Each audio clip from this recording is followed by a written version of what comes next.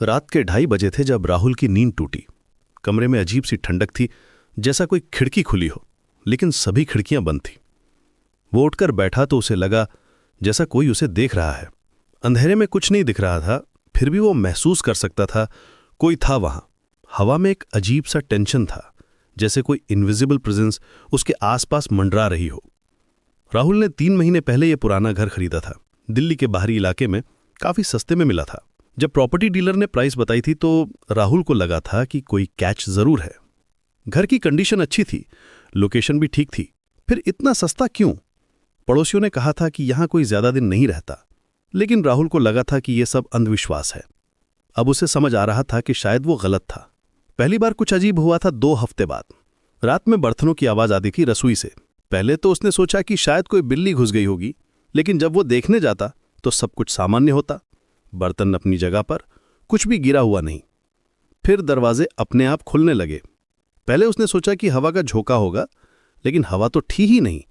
दरवाजे के हिंजेस भी ठीक से ऑयल किए हुए थे। आज रात कुछ अलग था। राहुल बिस्तर पर बैठा हुआ था जब उसे सीढ़ियों पर किसी के चलने की आवाज सुनाई दी। धीमे धीमे कदम, जैसे कोई बहुत सावधानी से चल रहा हो। हर स्टेप के बाद एक पॉज, जैसे कोई सुन रहा हो कि कोई जाग तो नहीं गया। उसका दिल तेजी से धड़कने लगा। घर में सिर्फ वो अकेला था। आवाज रुक गई। फिर अचानक उसके कमरे का दरवाजा धीरे धीरे खुलने लगा। राहुल की सांस फूलने लगी। दरवाजे की दरार से ठंडी हवा आ रही थी, लेकिन कोई दिखाई नहीं दे रहा था। वो हिम्मत करके उठा और लाइट ऑन की। उसकी फिंगर्स कांप रही थीं जब उसने स्विच दबाया। कमरा खाली था, लेकिन हवा में एक अजीब से खुशबू थी, पुराने फूलों की, जैसे किसी ने बहुत दिन पहले गुलाब रखे हों और वो सूख गए हों। ये स्मेल बहुत फैमिलियर लग रही थी, जैसे किसी ओल्ड मेमोरी से जुड़ी हो। राहुल ने पूरा घर चेक किया। सब कुछ सामान्य था, फिर भी वो परेशान था।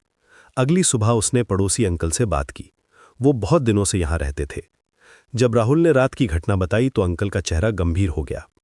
उन्होंने अपनी चाय का कप रखा और गहरी सांस ली। बेटा, मैंने तुमसे पहले भी कहा था, इस घर में प्रिया रहती थी। 20 साल की लड़की थी, बहुत खुशमिजाज थी, हमेशा हंसती रहती थी। शादी के 3 दिन बाद ही उसकी मौत हो गई थी। एक्सीडेंट था, लेकिन बहुत सडन था। कहते हैं कि वो अभी भी यहां है। राहुल को यकीन नहीं आया। अंकल, ये सब बातें हैं, भूत प्रेत कुछ नहीं होता। तुम्हारे क्या लगता है, इतने सालों में इस घर में कोई क्यों नहीं रहा? हर कोई कुछ महीनों बाद चला जाता है। पिछले टेनेंट ने तो 1 हफ्ते में ही सामान पैक कर लिया था। उस रात राहुल ने सोचा कि वो जाग कर रहेगा, देखेगा कि क्या होता है। 12 बजे के बाद से वो बिस्तर पर लेटा था, आंखें खुली रखकर। 1 बजे तक कुछ नहीं हुआ। फिर अचानक कमरे का तापमान गिरने लगा।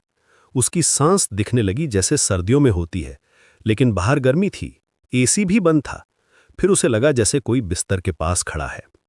वो हिलने की हिम्मत नहीं कर पा रहा था। कौन है वहां? उसकी आवाज कांप रही थी। कोई जवाब नहीं आया, लेकिन हवा में वही खुशबू थी, इस बार और तेज। राहुल ने आंखें बंद कर लीं। जब खोलीं तो सामने एक साया दिखा, धुंधला सा, लेकिन इंसान के शेप में। तुम कौन हो? राहुल ने हकलाते हुए पूछा। साया हिला, फिर धीरे धीरे गायब हो गया।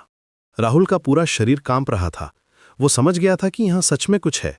अगले दिन उसने घर छोड़ने का फैसला किया, लेकिन जब वो सामान पैक कर रहा था तो उसे एक पुराना लेटर मिला। दीवार की दरार में छुपा हुआ था।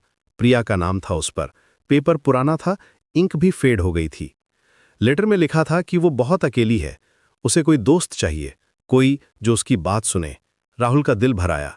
शायद वो डरानी नहीं थी, सिर्फ अकेली थी। उस रात राहुल ने हिम्मत की।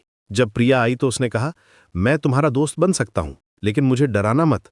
हवा में एक हल्की सी आवाज आई, थैंक यू। उस दिन के बाद राहुल को कभी डर नहीं लगा। प्रिया अब भी वहां थी, लेकिन एक दोस्त की तरह। कभी कभी फूलों की खुशबू आती थी, कभी हल्की सी आवाज सुनाई देती थी, लेकिन अब वो डरावना नहीं था। राहुल ने सीखा कि कभी कभी भूत भी सिर्फ प्यार और समझ चाहते हैं। डराना उनका मकसद नहीं होता, वो सिर्फ